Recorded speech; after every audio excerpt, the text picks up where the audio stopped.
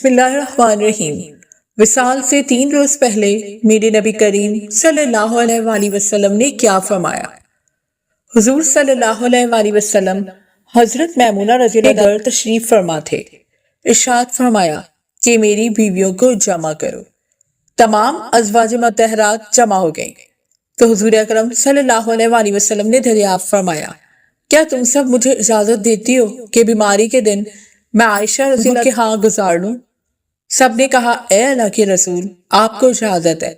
پھر اٹھنا چاہا لیکن اٹھ نہ پائے تو حضرت علی ابن ابی طالب اور حضرت فضل بن عباس رضی اللہ تعالیٰ عنہم آگے بڑھے اور نبی صلی اللہ علیہ وآلہ وسلم کو سہارے سے اٹھا کر سیدہ میمونہ رضی اللہ تعالیٰ سے سیدہ عائشہ رضی اللہ تعالیٰ کی طرف لے جانے لگے۔ اس وقت صحابہ کرام رضی اللہ تعالیٰ عنہم نے حضور اکرم صلی اللہ علیہ وآلہ وسلم کو اس بیماری اور کمزوری کے حال میں پہلی بار دیکھا تو گھبرا کر ایک دوسرے سے پوچھنے لگے، رسول اللہ صلی اللہ علیہ وآلہ وسلم کو کیا ہوا؟ رسول اللہ صلی اللہ علیہ وآلہ وسلم کو کیا ہوا؟ چنانچہ صحابہ مسجد پہ جمع ہونا شروع ہو گئے اور مسجد نبوی میں ایک رش لگ گیا۔ آن حضرت صلی اللہ علیہ وآلہ وسلم کا پسینہ شدت سے بہہ رہا تھا۔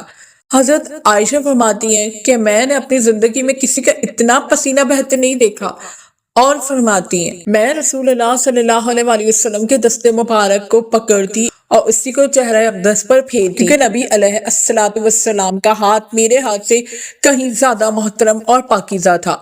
مزید فرماتی ہیں کہ حبیب خدا علیہ الصلوات والتسلیم سے بس یہی ورد سنائی دے رہا تھا کہ لا الہ الا اللہ، بے شک موت کی بھی اپنی سختیاں ہیں۔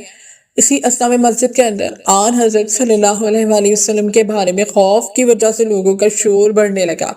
نبی علیہ السلام نے دریافت فرمایا، یہ کیسی آوازیں ہیں؟ عرض کیا گیا، اے اللہ کے رسول، یہ لوگ آپ کی حالت سے خوف زدہ ہیں۔ ارشاد فرمایا کہ مجھے ان کے پاس لے چلو۔ پھر اٹھنے کا ارادہ فرمایا لیکن اٹھ نہ سکے تو آپ علیہ السلام پر 7 مشکیزیں پانی کے بہائے گئے۔ تب کہیں جا کر کچھ افاقہ ہوا تو سہارے سے اٹھا کر ممبر پر لایا گیا۔ یہ رسول اللہ صلی اللہ علیہ وآلہ وسلم کا آخری خطبہ تھا اور آپ علیہ السلام کے آخری کلمات تھے۔ فرمایا، اے لوگوں، شاید تمہیں میری موت کا خوف ہے۔ سب نے کہا جی ہاں اے اللہ کے رسول۔ ارشاد فرمایا، اے لوگوں، تم سے میری ملاقات کی جگہ دنیا نہیں، تم سے میری ملاقات کی جگہ حوض کوثر ہے۔ اللہ کی قسم، گویا کہ میں یہیں سے اسے حوض کوثر کو دیکھ رہا ہوں۔ اے لوگوں، مجھے تم پر تنگ دستی کا خوف نہیں بلکہ مجھے تم پر دنیا کی فراوانی کا خوف ہے کہ تم اس کے معاملے میں ایک دوسرے سے مقابلے میں لگ جاؤ گے جیسا کہ تم سے پہلے پچھلی امتوں والے لگ گئے، اور یہ دنیا تمہیں بھی ہلاک کر دے گی جیسا کہ انہیں ہلاک کر دیا۔ پھر مزید ارشاد فرمایا، اے لوگوں، نماز کے معاملے میں اللہ سے ڈرو، اللہ سے ڈرو، نماز کے معاملے میں اللہ سے ڈرو، یعنی عہد کرو کہ نماز کی پابندی کرو گے، اور یہی بات بار بار دہراتے رہے۔ پھر فرمایا، اے لوگوں، عورتوں کے معاملے میں اللہ سے ڈرو، عورتوں کے معاملے میں اللہ سے ڈرو، میں تمہیں عورتوں سے نیک سلوک کی وصیت کرتا ہوں۔ مزید فرمایا، اے لوگوں، ایک بندے کو اللہ نے اختیار دیا کہ دنیا کو چن لے یا اسے چن لے جو اللہ کے پاس ہے، تو اس نے اسے پسند کیا جو اللہ کے پاس ہے۔ اس جملے سے حضور صلی اللہ علیہ وآلہ وسلم کا مقصد کوئی نہ سمجھا، حالانکہ ان کی اپنی ذات مراد تھی، جبکہ حضرت ابو بکر صدیق رضی اللہ تعالیٰ عنہ وہ تنہا شخص تھے جو اس جملے کو سمجھے اور ہزاروں کا دار رونے لگے اور بلند آواز سے گھریا کرتے ہوئے اٹھ کھڑے ہوئے اور نبی علیہ السلام کی بات قطع کر کے پکارنے لگے، ہمارے باپ دادا آپ پر قربان، ہماری مائیں آپ پر قربان، ہمارے بچے آپ پر قربان، ہمارے مال و دولت آپ پر قربان۔ روتے چاہتے ہیں اور یہی الفاظ کہتے چاہتے ہیں۔ صحابہ کرام رضی اللہ تعالیٰ عنہم ناگواری سے حضرت ابو بکر صدیق رضی اللہ تعالیٰ عنہ کی طرف دیکھنے لگے کہ انہوں نے نبی علیہ السلام کی بات کیسے قطع کر دی۔ اس پر نبی کریم صلی اللہ علیہ وآلہ وسلم نے حضرت ابو بکر رضی اللہ تعالیٰ عنہ کا دفاع ان الفاظ میں فرمایا، اے لوگوں، ابو بکر کو چھوڑ دو کہ تم میں سے ایسا کوئی نہیں کہ جس نے ہمارے ساتھ کوئی بھلائی کی ہو اور ہم نے اس کا بدلہ نہ دے دیا ہو، سوائے ابو بکر کے کہ اس کا بدلہ میں نہیں دے سکا، اس کا بدلہ میں نے اللہ جل شانہ پر چھوڑ دیا۔ مسجد نبوی میں کھلنے والے تمام دروازے بند کر دیے جائے سوائے ابو بکر کے دروازے کے جو کبھی بند نہ ہوگا۔ سبحان اللہ۔ آخر میں اپنی وفات سے قبل مسلمانوں کے لیے آخری دعا کے طور پر ارشاد فرمایا، اللہ تمہیں ٹھکانہ دے، تمہاری حفاظت کرے، تمہاری مدد کرے، تمہاری تائید کرے۔ اور آخری بات جو ممبر سے اترنے سے پہلے امت کو مخاطب کر کے ارشاد فرمائی وہ یہ ہے کہ اے لوگوں، قیامت تک آنے والے میرے ہر ایک امتی کو میرا سلام پہنچا دینا۔ پھر آن حضرت صلی اللہ علیہ وسلم کو دوبارہ سہارے سے اٹھا کر گھر لے جایا گیا۔ اسی اسنا میں حضرت عبد الرحمن بن ابی بکر رضی اللہ تعالیٰ عنہ خدمت اقدس میں حاضر ہوئے اور ان کے ہاتھ میں مسواک تھی۔ نبی اکرم صلی اللہ علیہ وسلم مسواک کو دیکھنے لگے لیکن شدت مرض کی وجہ سے طلب نہ کر پائے۔ چنانچہ سیدہ عائشہ رضی اللہ تعالیٰ عنہ حضور اکرم صلی اللہ علیہ وسلم کے دیکھنے سے سمجھ گئی اور انہوں نے حضرت عبد الرحمن رضی اللہ تعالیٰ عنہ سے مسواک لے کر نبی کریم صلی اللہ علیہ وسلم کے دہن مبارک میں رکھ دی، لیکن حضور صلی اللہ علیہ وسلم اسے استعمال نہ کر پائے تو سیدہ عائشہ صلی اللہ علیہ وسلم نے حضور اکرم صلی اللہ علیہ وسلم سے مسواک لے کر اپنے منہ سے نرم کی اور پھر حضور نبی کریم صلی اللہ علیہ وسلم کو لوٹا دی تاکہ دہن مبارک اس سے تر رہے۔ فرماتی ہیں آخری چیز جو نبی کریم صلی اللہ علیہ وسلم کے پیٹ میں گئی وہ میرا لعاب تھا، اور یہ اللہ تبارک و تعالیٰ کا مجھ پر فضل ہی تھا کہ اس نے وصال سے قبل میرا اور نبی صلی اللہ علیہ وسلم کا لعاب دہن یکجا کر دیا۔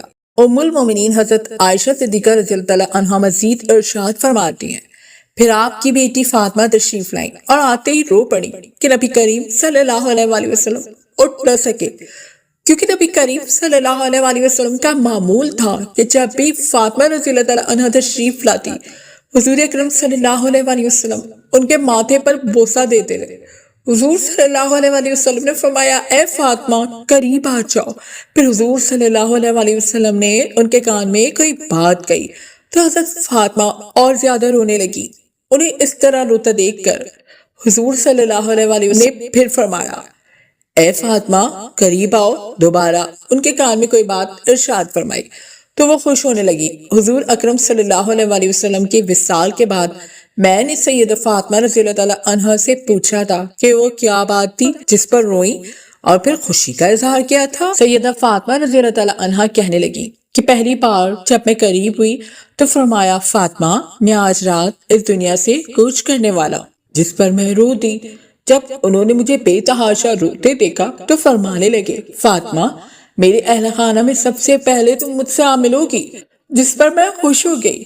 سیدہ عائشہ رضی اللہ تعالیٰ عنہ فرماتی ہیں پھر آن حضرت صلی اللہ علیہ وسلم نے سب کو گھر سے باہر جانے کا حکم دے کر مجھے فرمایا عائشہ۔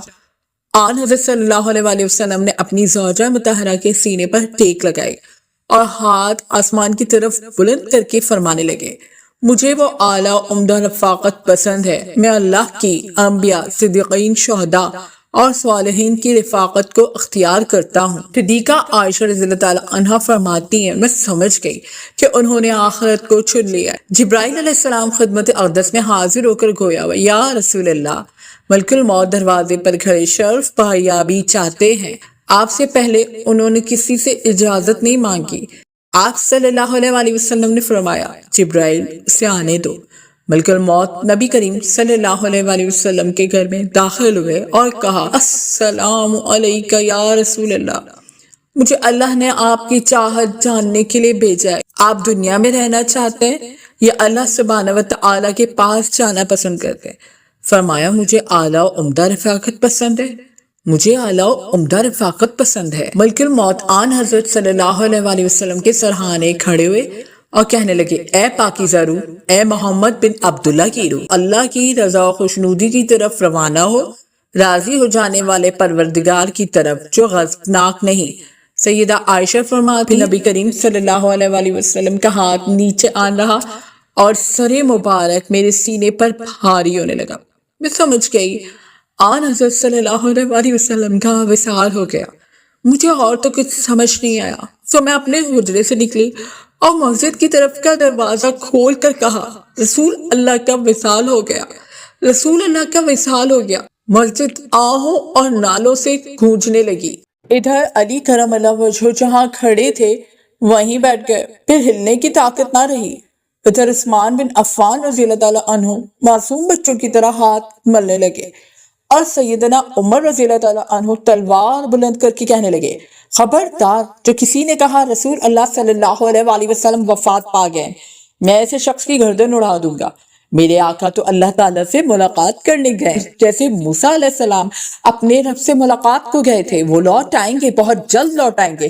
اب جو وفات کی خبر اڑائے گا میں اسے قتل کر ڈالوں گا۔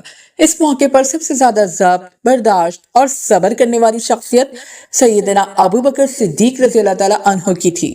آپ حجرہ نبوی میں داخل ہوئے، رحمت دو عالم صلی اللہ علیہ وآلہ وسلم کے سینہ مبارک پر سر رکھ کر رو دیے اور کہہ رہے تھے، ہائے میرا پیارا دوست، ہائے میرا مخلص ساتھی، ہائے میرا محبوب، ہائے میرا نبی۔ پھر آن حضرت صلی اللہ علیہ وآلہ وسلم کے ماتھے پر بوسہ دیا اور کہا، یا رسول اللہ، آپ پاکیزہ جیے اور پاکیزہ ہی دنیا سے رخصت ہو گئے۔ سیدنا ابو بکر رضی اللہ تعالیٰ عنہ باہر آئے اور خطبہ دیا، جو شخص محمد صلی اللہ علیہ وآلہ وسلم کی عبادت کرتا ہے، سن رکھے آن حضرت صلی اللہ علیہ وآلہ وسلم کا وصال ہو گیا، اور جو اللہ کی عبادت کرتا ہے وہ جان لے کہ اللہ تعالی شانہ کی ذات ہمیشہ زندگی والی ہے، جسے موت نہیں۔ سیدنا عمر رضی اللہ تعالیٰ عنہ کے ہاتھ سے تلوار گر گئی۔ عمر فرماتے ہیں، پھر میں کوئی تنہائی کی جگہ تلاش کرنے لگا جہاں اکیلا بیٹھ کر روں۔ آن حضرت صلی اللہ علیہ وآلہ وسلم کی تدفین کر دی گئی۔ سیدہ فاطمہ فرماتی ہیں، تم نے کیسے گوارا کر لیا کہ نبی کے چہرہ انور پر مٹی ڈالو؟ پھر کہنے لگی، ہائے میرے پیارے بابا جان کہ اپنے رب کے بلاوے پر چل دیے، ہائے میرے پیارے بابا جان کہ جنت الفردوس میں اپنے ٹھکانے کو پہنچ گئے، ہائے میرے پیارے بابا جان کہ ہم جبرائیل کو ان کے آنے کی خبر دیتے ہیں۔ اللہم صلی علی محمد وعلی آل محمد کما صلیت علی ابراہیم وعلی آل ابراہیم انک حمید مجید، اللہم بارک علی محمد وعلی آل محمد کما بارکت علی ابراہیم وعلی آل ابراہیم انک حمید مجید۔